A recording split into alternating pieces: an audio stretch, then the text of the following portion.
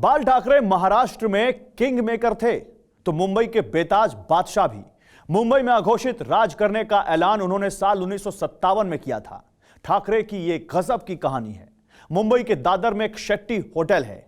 यहां एक बार कुछ मेहमानों के साथ बाल ठाकरे चिकन खा रहे थे। उनकी थाली में विश बोन आ गई। इसे लकी माना जाता है। ठाकरे ने विश बोन उठाकर तब कहा था, this is called wish bone and I wish मैं महाराष्ट्र का राजा बनूं। बाल ठाकरे जो चाहते थे वो बने, लेकिन उनकी विरासत आज खतरे में है। बाल ठाकरे की शिवसेना के पतन की शुरुआत कहां से हुई थी? देखिए टेलीसीरीज के इस एपिसोड में, king maker, power beyond politics. मतलब अडवाणी जी माफ कीजिए, मेरा कहना इतना ही है, यही है, नरेंद्र मोदी गया, गुजरात गया।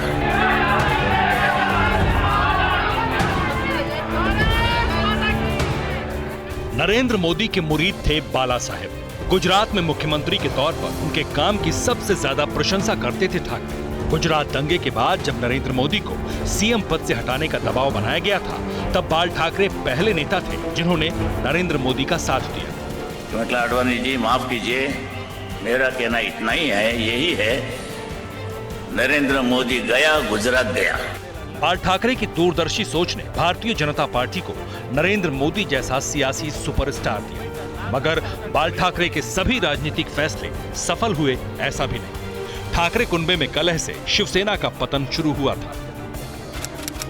27 नवंबर 2005 गुलमोहर अपार्टमेंट, मुंबई। राज ठाकरे समर्थकों का हुजूम था। मीडिया कर्मियों की भीड़ थी। अफरा तफरी के माहौल में राज ठाकरे फ्रेम में दिखे। माथे पर तिलक था। राज ने बाला साहब मार का ऐनक लगा रखी थी, मगर पार्टी से उनका मोह भंग हो चुका था। राज ठाकरे ने शिवसेना छोड़ने का ऐलान किया। जी काही गोष्ट करायची होती ती जी गोष्ट मी आतापर्यंत करत आलो, पण याच्या पुढे ते शक्य होणार नाही आणि म्हणून मी शिवसेनेच्या मागे पदांचा राजीनामा दिलाय। पण मी आज शिवसेना या पक्षातून बाहेर पडण्याचा निर्णय मी आज जाहीर करत आहे। ठाकरे खानदान में बगावत हुई थी। राज ठाकरे को उद्धव का नेतृत्व रास नहीं आ रहा था,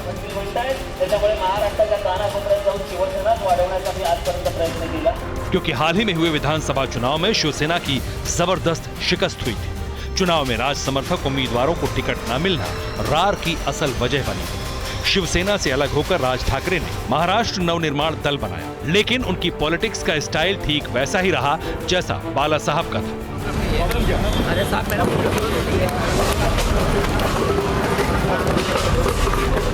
बात बात पर उग्र प्रदर्शन राज ठाकरे के मनसे की पहचान बन गए। बाला साहब की तर्ज पर राज ठाकरे ने मुंबई में उत्तर भारतीयों को निशाने पर लिया। मनसे कार्यकर्ताओं ने यूपी और बिहार के प्रवासियों का मुंबई में जीना मुहाल कर दिया।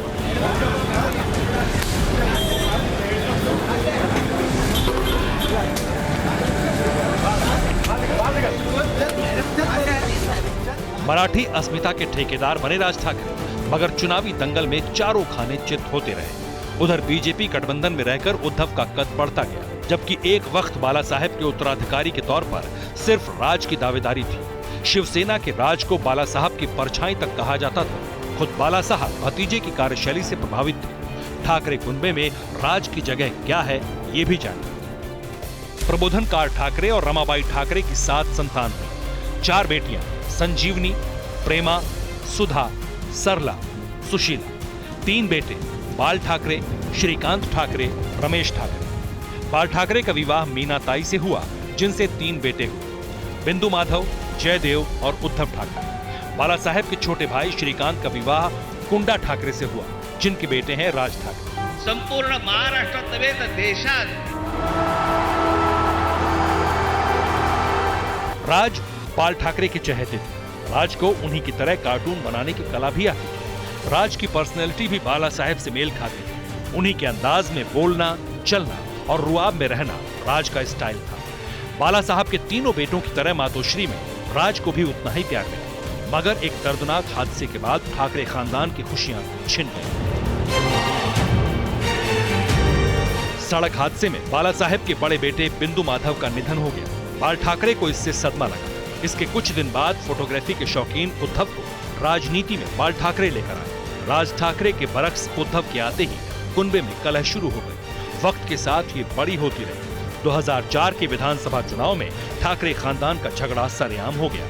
इसके बाद दोनों भाई का मनमुटाव बाल ठाकरे भी नहीं मिटा सके।